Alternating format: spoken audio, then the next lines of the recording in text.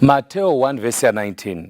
Zvino Josefa murume wake wakanga ari munhu wakarurama asingadi kumunyadzisa, wakafunga kumurega chinyararire. Hongu tingamujustify hedu Josefa, asi munoona zvakangoma hazvo vanhu vaMwari kuti ungotizi. Pane munhu anongotizi, haafoni, haachadaviri, kana paWhatsApp pacho anenge achingori hongu, yes, kwete, one word. Imwe nguva anongoisa zviimoji zviya. Taurira munhu chokwadi. Kana usisamuude chokwadi. Hagoni kufambira mberi boza azivi kuti zvatopera here. Plus be bold kutaura kuti dambudziko rako nderechii pamusoro pemunhu. Izvo zvokuswera wakaturika munhu chitsotsi chekuda kuzodzoka ichocho.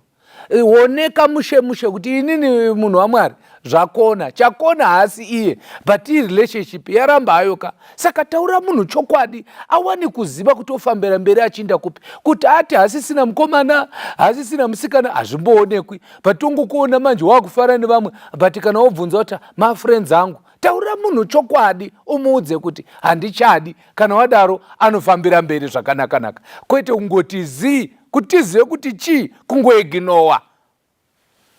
God bless you.